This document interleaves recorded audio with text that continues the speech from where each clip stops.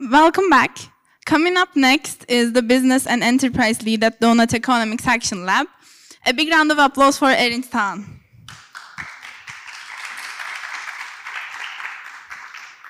Thank you. Hopefully, my microphone's on, right?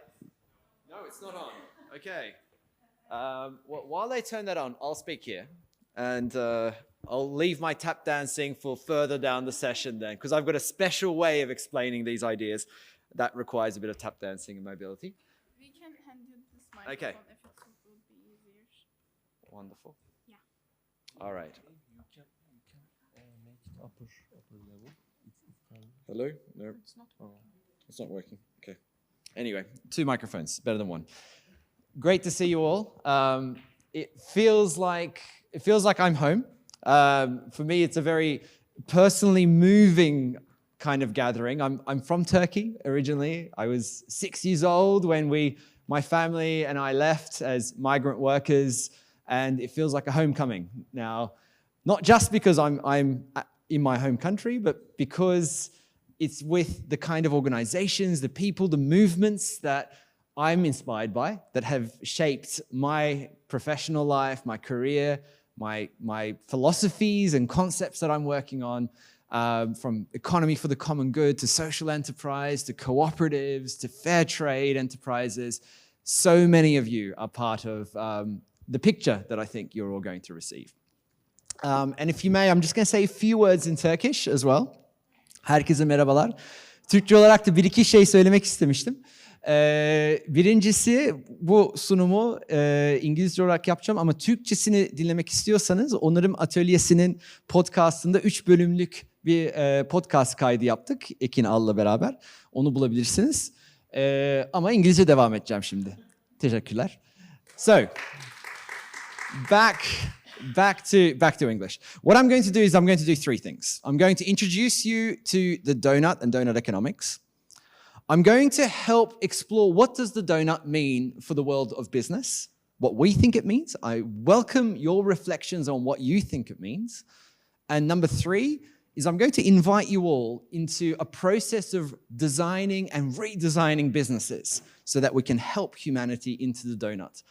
But first, can I ask for a show of hands? Who has heard of the Doughnut? Put your hand up. And for Turkish speakers, Doughnut'ı biliyorsanız ya da simit ekonomisi elinizi kaldırın. Okay, so we're in a room of experts. However, I still hope this is a helpful introduction. So, you all recognize this. It's the famous Doughnut by Kate Raworth, as drawn by Kate Raworth, now over 12 years ago. And what Kate did, and she was a colleague of mine at Oxfam at the time, is she looked at the work of Earth system scientists that had drawn out the planetary boundaries that define Earth's life support systems, those 9 planetary boundaries. And you can see those on the outside, the ecological ceiling. It includes climate change, but it includes, as Vincent reminded us, so much more. It includes biodiversity loss, ocean acidification, how we treat our soils, how we treat our land, all the things that determine a stable ecosystem that allows life to survive and thrive. What Kate drew on the inside was a social foundation. And that social foundation is a reminder to us that the economy has got a second boundary. Yes, it must stay within the planetary boundary, but it also must not fall short on life's essentials for everybody on it. So we can't fall into the hole and leave people falling short on water or food or income or gender equality and all those things that we know are critical for all of us as humans as well to live thriving lives. So it's that green space between the ecological ceiling and the social foundation that is a safe and just space for humanity. So that's the compass, that's the goal. How are we doing? I warn you, grip your seats, because this next image does make me feel unsafe. It rattles me every time I see it, because this is our collective selfie as humanity. This is the diagram and picture that tells us that we are both overshooting our planet's life-supporting systems and putting into peril its ability to support us as a species and all other species. while we're falling short on life's essentials for hundreds of millions of people around the planet. So this is our report card. This is our collective selfie. We can go deeper in as well at a national level. And a separate picture starts to emerge when we look at this on a nation-by-nation basis. Now, the data behind a lot of this is variable. Each country is reported at different moments. Some of the data goes back several years, but a picture does emerge, a picture that tells us that the world's high-income countries, as Vincent pointed out actually, in a more graphic way, when we see the redesigned, the remorphed sizes and shapes of nations and continents. This reminds us how we are creating economies where high-income countries are using far more than their fair share of the planet's resources, while low-income countries actually are not using anywhere near their fair share of the planet's boundaries. Meanwhile, low-income countries are falling short on life's essentials at far higher numbers, and high-income countries are still falling short on bits of the social foundation. There's nothing developed about that end of the spectrum. We call it developing and developed countries, but we are all developing countries now. There's nothing developed about the model of the US. I'm going to flick over and show you the countries I've been connected to. For instance, born in Turkey, grew up in Australia, and both of those countries, that's not a picture of development either. That also is an alarming picture of being unsafe, where we are creating economies that cannot be sustained. We cannot continue in this way. So those are the national level pictures, and let's go a little bit deeper as to what is driving it. So what Doughnut Economics says is that there are two critical elements that we can look at. One is we've created degenerative and linear models of take, make, use, lose, where we take from Earth its resources, we make stuff with it, we use it, and then we lose it. And we repeat this process over and over again. This is called economic growth. This is called commercial success. This is called higher dividends and share price increases. Like, this is the process behind the kind of economy that we've created. We might not always see those end ways, but that is the pillar of the consumerist culture that we have. Now, fortunately, we're not necessarily stuck here, because solutions are emerging. We can get out of this, and we can get out of it by moving towards a regenerative model of working with and within the cycles of the living world. Now, that idea, that diagram you're seeing on the right, most of you would recognize that as a simplified version of a circular economy, where you're taking into consideration two critical loops. Biological materials are going to regenerative loops, so that they're going back into nature. And technical materials are being restored, reused, so that we're minimizing and eventually eliminating the waste of both materials and energy. So that's the side of the equation that we're trying to address. But there's a bit more going on here as well. And it's taken inspiration from the concept of biomimicry, where biomimicry asks us, if this building wasn't here today, right, Kadir Has University, where we're sitting, if it wasn't around, there would be nature here. And nature would be creating benefits. It wouldn't be trying to minimize harm. It would be sequestering carbon. It wouldn't be trying to get to zero carbon. It will be cleaning the groundwater. It will be cleaning the air. It will be creating cool shade on hot summer days for local species. So it also considers, how do we take inspiration from 3.8 billion years of the evolution of life and nature to redesign our economies and redesign industry, business, enterprise, everything that we can do to live within the means of this living planet. And we're starting to see some amazing examples of this in practice on the regenerative, ecologically regenerative side. Everything from modular product design, which is really coming in leaps and bounds, to ideas like Selco across India, which is creating rural renewable energy that is also supporting a local ecosystem of technicians that can repair and upgrade small-scale solar solutions for people who are least able to afford access to energy. To examples like Houdini, which is creating circular fashion, where the technical fibers, the synthetic fibers, are easily removed from the natural fibers and going to separate loops. In fact, if you walk into a Houdini shop in Stockholm, what you will find is food being served to you that has been grown with the natural fibers that have gone back into earth and helped create the cycle of life that has given food back on the plate. To examples like Sanergy toilets in Kenya, which is providing affordable access to toilets in the slums of Nairobi, while taking the human waste, putting that into a loop, sanitizing it and turning it into organic fertilizer that goes back into the food chain. So these are examples within the world of business where people are saying, hey, how can we put circular economy, biomimicry into practice in the way we design our products, in the way we design our services, in the way we design our business model? But of course, what's interesting about Doughnut Economics and the donut is not just about being ecologically regenerative, it's also about being socially distributive. And here the idea is, how do we move away from a model that has captured opportunity and value in the hands of far few people and move towards a model which is sharing opportunity and value with all who co-create it? What do we mean by that?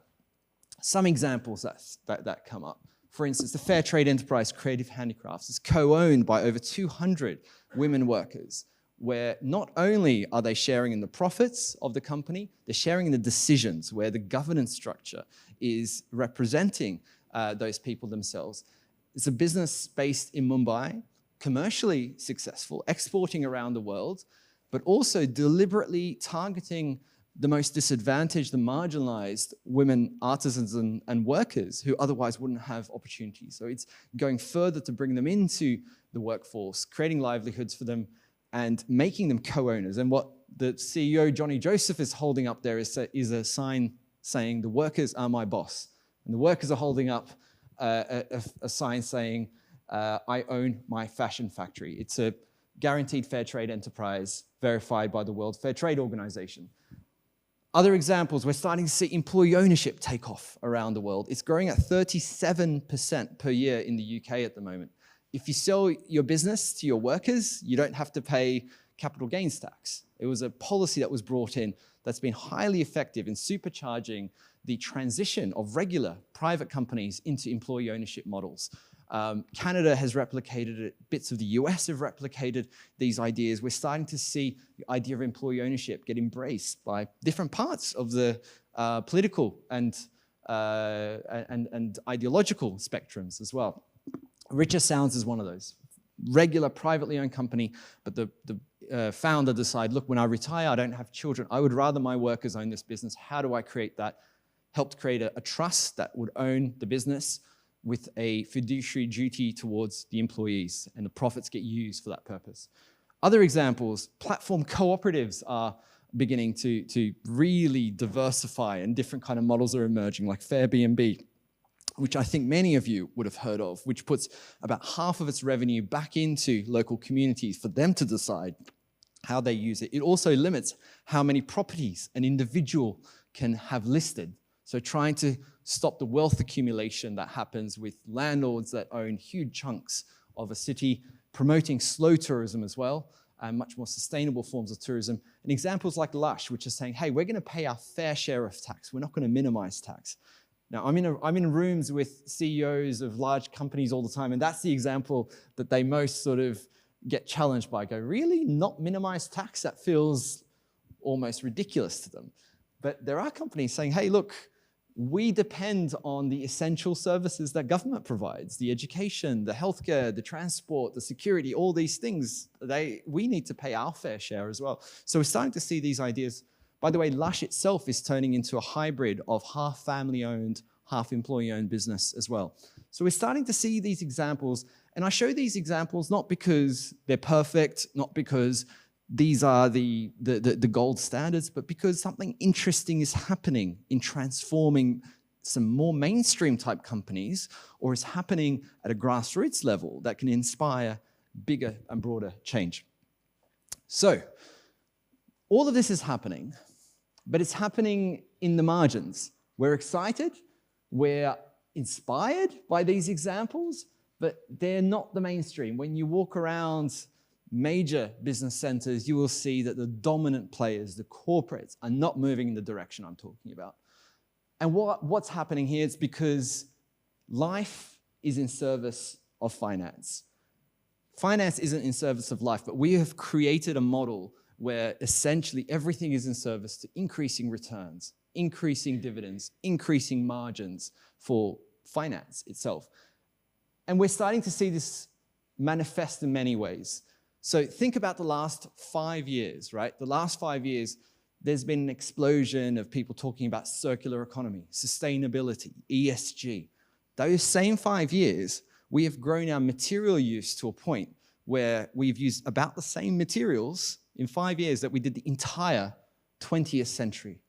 So the same as an entire 100 years is what we used the last 5 years. Now that's research coming out of the Circular Economy Foundation, which does these circular gap reports. We're starting to see huge climate targets, right? Fantastic to celebrate. Corporates have signed up to the Science-Based Targets Initiative. They're doing fantastic, big kicking and screaming about how great their climate targets are, but they're not taking action. Great targets, great measurements, no action.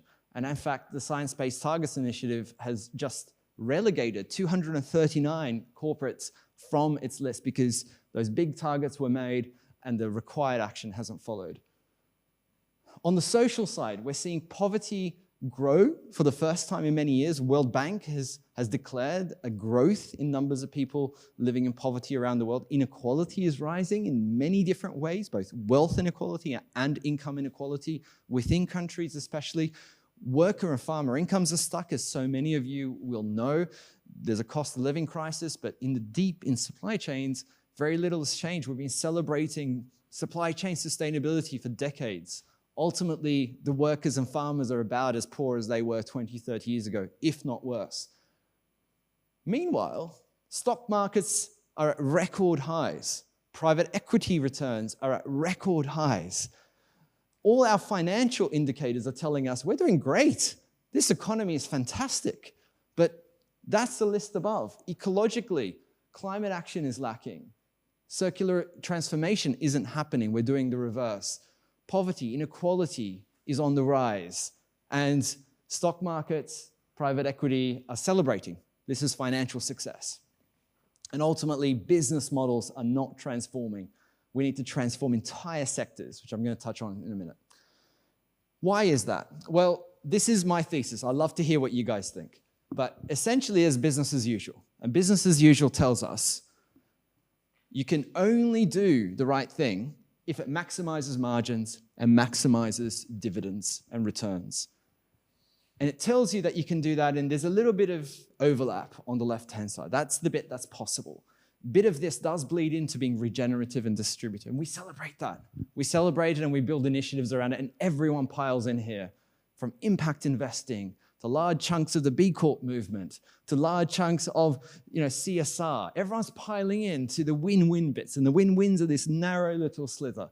But what we need to do is redesign business so that we're not all confined into this little bit of, hey, we'll do good by doing well, but we redesign the whole thing to unlock a broader set of regenerative and distributive practices. And that's the bit that we now invite people into. So let's all pile in here. What would that look like? Well, it's going to mean a transformation of entire sectors, whether it's in agriculture, moving to agroecology, moving away from fossil fuels with far greater speed and urgency, moving away from fast fashion to maybe not even having fashion, to having clothing that is slow and fair trade, to moving away from destructive and unaffordable buildings to sort of repurposed and eco and accessible building models. All of these have to happen quickly. They're not. We're stuck on the left-hand side. So how do we redesign business to make these transitions happen? Well, it means we move away from the 20th century question of how much financial value can we extract through this enterprise. This is how we've designed all mainstream companies. How much value can I extract? Towards moving to the question, how many benefits can we generate through this enterprise? And to evaluate how we've designed a company around one question or the other, what we propose is a framework that was created by Marjorie Kelly, an amazing author and thought leader, who said, to understand the design of a company, let's look at its purpose. Why does it exist? What role does it serve in the world? It might not need to exist. Its networks. What are its relationships with diverse sets of stakeholders, from workers and the supply chain to communities to other industry actors and beyond? Its governance structure. How is power held? Who has power? Who has voice? And what is prioritized? To the ownership model behind the company, how it limits the actions of a company, and its financial structure. What are the financial parameters that determine it? So I'm going to jump one by one through these layers of finance, for purpose, networks, governance, ownership, and finance, to give a sense of what it might look like to redesign companies. So this is where I'm inviting everyone into this process of redesign. What could it look like? How can we redesign companies so they're able to do those things that we urgently need them to do?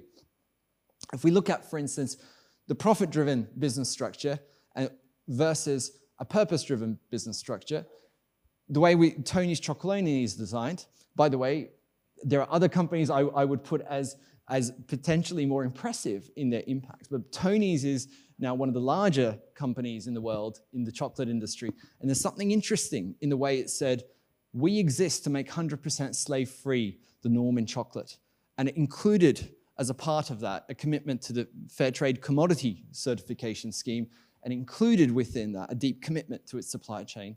And it didn't necessarily stop there. Recently it said, let's have a mission lock. So we've got a set of guardian shareholders that have got special powers to try to prevent the company from moving away from its purpose. So it started moving into just saying what it's doing some of those practices towards having, okay, let's have an ownership model that starts to lock this in. That feels like an interesting start of a deep redesign of a company.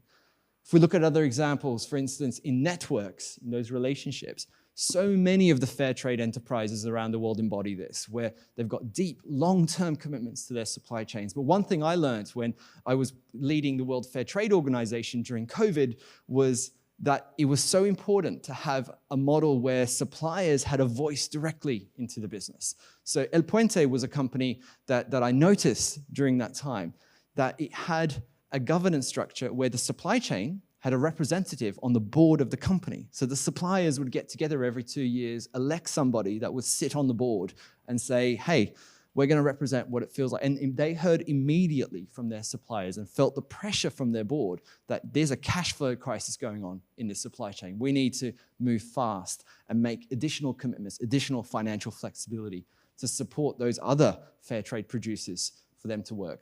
They're also one of the companies, or one of the businesses, the earlier businesses that have adopted the People and Planet First verification alongside being fair trade enterprises, which allows them to demonstrate, look, there's something in my enterprise design that goes beyond just a regular, committed, responsible company.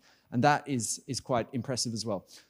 If we move to governance, one example that caught my eye recently was Faith in Nature, that said, we're the first company in the world to give nature a voice and a vote, but we don't want to be the last. And essentially what they did is they identified the organization Lawyers for Nature, who are adept at representing the rights of nature, and said, look, we want you to sit on our board. Now they have 11 board members, only one of them is representing nature.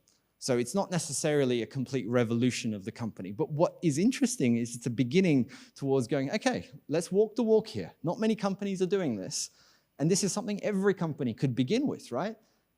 It started changing the conversations, it started changing the priorities, and it signaled to staff that there's somebody at the top in the board who's going to fight tooth and nail for the bolder, more ambitious ecological ideas in the company. Others are beginning to move in that direction. Also, one thing you might have noticed, if you look at Tony's or Faith in Nature, their purpose statement isn't about them, it's about the industry. They're not saying, we're going to be the most sustainable, we're the best, we're the most fair. They're saying, we're trying to transform our sector. Our priority is the chocolate industry. Our priority is the broader corporate world. And that's, I think, an interesting theme as well to reflect on. Next is ownership. Now, again, I'm just going to repeat, none of these examples are perfect. I'm deliberately picking examples that can inspire action in the broader corporate world as well. So not just in the bits that are the most committed in the social solidarity economy or the social economy movements, but beyond. And Patagonia has really moved the needle on the narrative, because Patagonia took inspiration from the steward ownership model, which is a model that says, let's separate governance rights from economic rights. Let's separate money and power in the ownership design of a company. And what Patagonia did is it created two kinds of share classes. One share class, the Patagonia Purpose Trust, that owns shares that have got specific governance rights, so they have voting rights, but they don't have any economic rights. And that is tasked with holding the purpose of the company, upholding the purpose of the company. It created a different share class where all the profits will go to something called the Holdfast Collective. Now, they get whatever's left, but they have no power to influence Patagonia. So where the money goes cannot drive decisions, and where the decisions are made, there is no economic incentive. It's separated money and power. Now, that model is taken inspiration from something much bigger, broader across steward ownership that is being successful across Europe, across Denmark, Germany, and beyond, where we're starting to see a huge movement spring up to say, hey, let's have ownership structures that lock in purpose in this way and prevent the extractive model of business that is so central currently. And another example is from the finance world, Danone Food Company. They created, so Danone, the corporate, created a subsidiary with the organization Grameen Bank, and Professor Muhammad Yunus, who's the winner of a Nobel Peace Prize over a decade ago, to create a subsidiary that reinvests all of its profits. So there's no extraction out of this business. And what the company is able to do is use its profits to fortify the foods with additional nutritional content and to make the food as cheap as possible. It's saying, look, our priority is the lower income households in Bangladesh, for them to have more cheaper and healthier food. So all profits are going into that investment. No one's preventing it. No one's saying, is this profit maximizing? It's locking in a particular purpose. So these are all some inspirations from whether it's the fair trade enterprise movement or social enterprise movement, or some of these are B Corps, others are examples of steward ownership or inspired examples.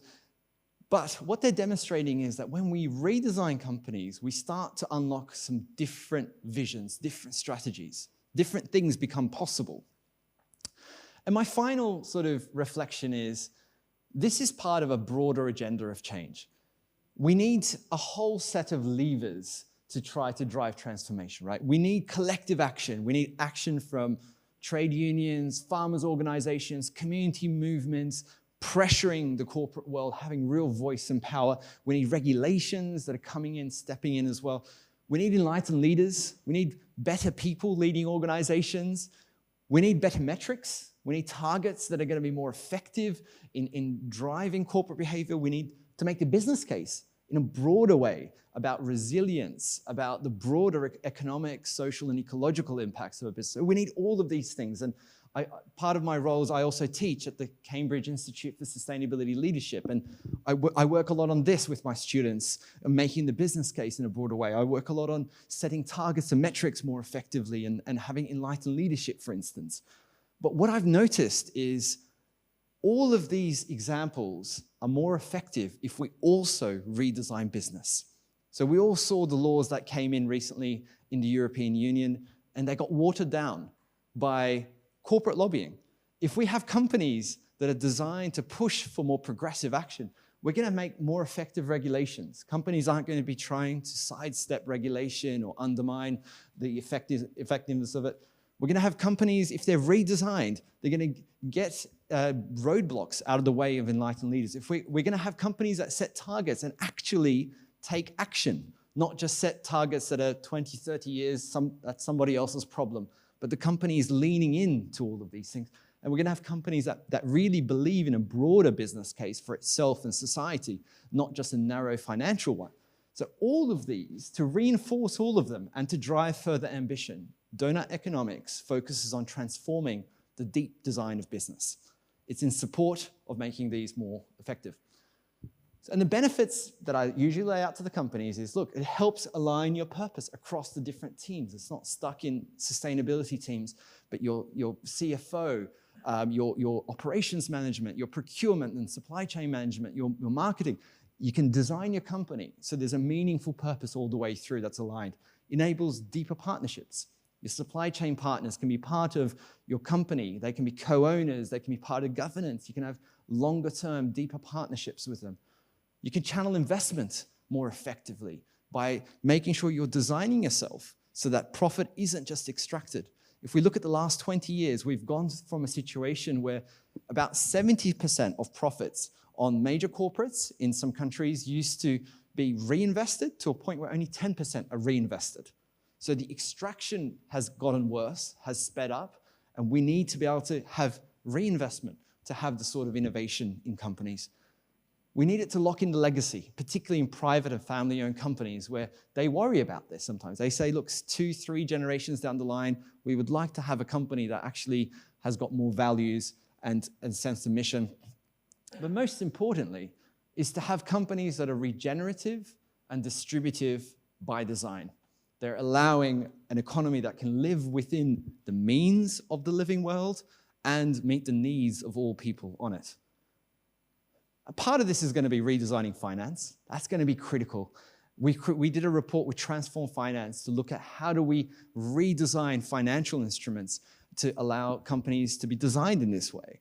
And the work of the academic Orni Patton-Power, who's done amazing work trying to create toolkits that are allowing entrepreneurs to create businesses, not with venture capital, but with different kind of financial structures, has been incredibly impressive. Exit to Community is a model that Zebras Unite have been a part of to help redesign the term sheet that allows a different kind of financial structure. So we need each of these. So if we dive deep into finance, they draw us in to a deeper question about how do we design the finance and the ownership of a company in a deeper way. So these are all alternatives to venture capital. If you talk to entrepreneurs, that's usually something that we need to break the grip of. You don't have to have a venture capital-driven approach to entrepreneurship. So to wrap up, we're going from this on the left-hand side, life in service of finance, to finance being a service of life. And finance in service of life means we need to redesign business. It means we need to redesign financial expectations. We can't just expect the same endless growth of profits and returns. It means we need to redesign the purpose of finance. What's it for? It's to be in service of the living world, not the other way around. It means we need to redesign financial instruments, and it gets technical here, but we've got to draw ourselves into this. What are those arrangements? And lastly, it's going to mean redesigning the entire financial system, because the financial system has been designed to dominate our economy and to be extractive and to serve itself. And if we're going to get into the donut, we're going to have a vastly different model of finance. So if you're interested in those sorts of journeys, we've created a toolkit and a community of practice of organizations that are implementing workshops with thousands of companies. We have over 100 organizations around the world that are using the Doughnut Design for Business tool, which is a workshop approach that step-by-step allows companies to redesign themselves. It's a part of a broader set of tools available at doughuteconomics.org if you're interested. And all of these are practitioner-led ways of doing things. We're a very small team at Doughnut Economics Action Lab, but the community is growing, and there's a broad community of practice of thousands of people now that are saying, hey, how do we take Doughnut Economics, convert it, drive it into action? There's a Doughnut Turkey group that has been founded that's doing amazing work. They did a Doughnut Day event here last year as well, and there are more things planned as well. So if you're based in Turkey, check out Doughnut Turkey. And if you're wanting to go deep into the redesign of business, that's where you'll find it. And the core question is, how does a design of business block the transformative action that we need? And how could a redesign of business unlock the transformative action that we need? I'll leave that slide up, but thank you very much.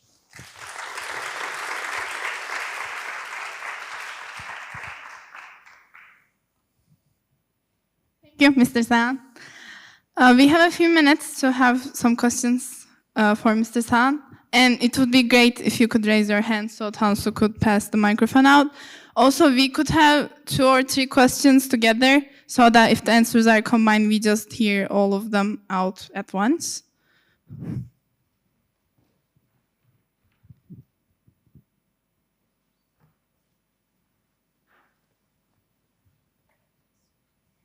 There's one right at the back. One here as well.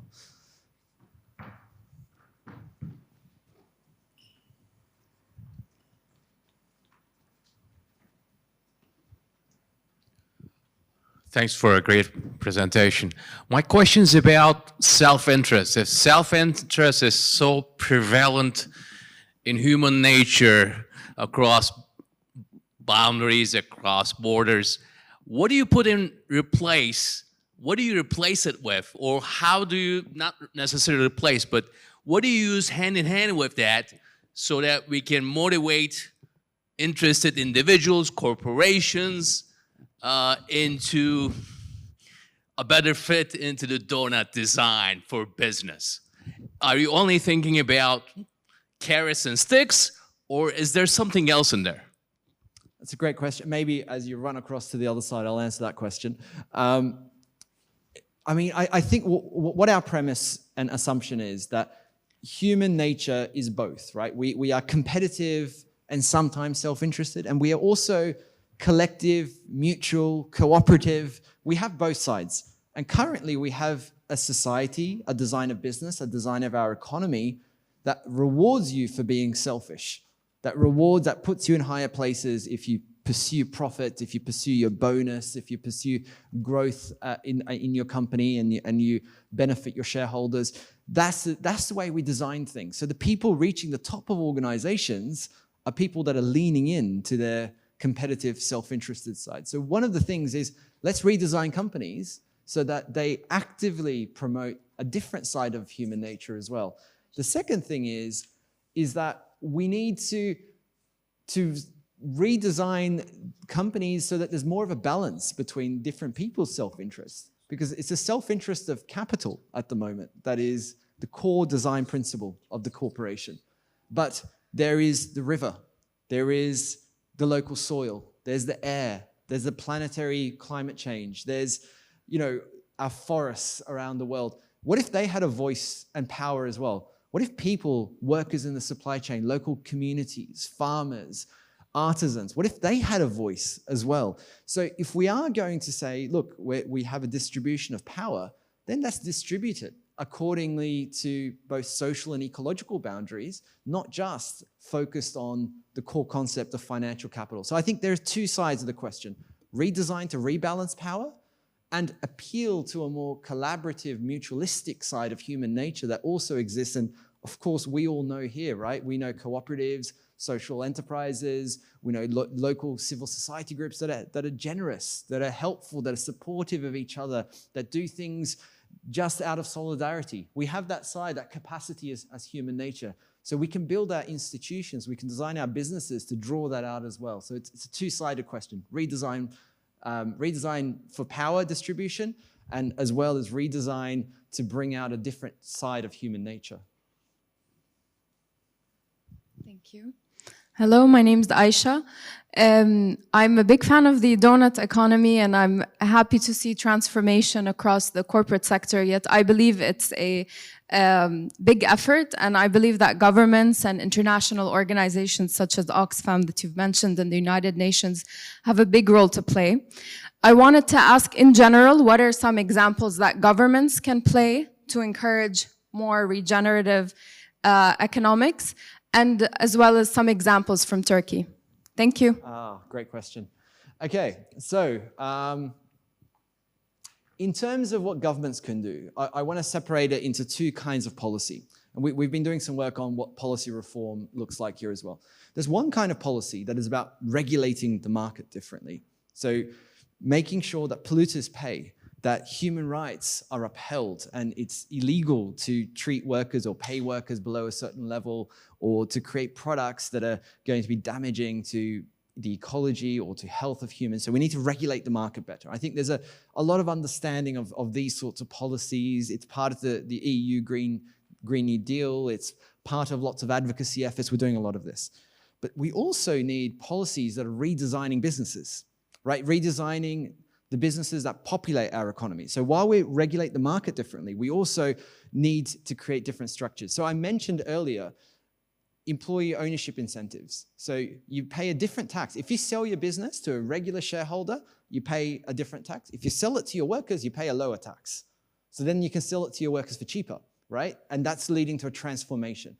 You can look at sort of social procurement by governments. So where governments are deliberately saying we're going to put a bigger bunch of our public procurement into social enterprises, into fair trade enterprises, into cooperatives, into economy for the common good enterprises, steward ownership enterprises, those sorts of examples. Another example from this space could be, for instance, the German government is working on bringing out a new legal form for steward ownership.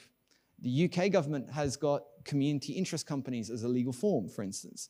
We're starting to see ways of structuring businesses in a way that is going to help bring about these sorts of enterprises. So we need both. We need to use the policy levers to redesign companies, and we need to also keep doing the regulation of the market to make sure that we're not enabling the kind of destructive social and ecological actions that we need to stop immediately. So we need both, and we need to transform the enterprise design through policy as well.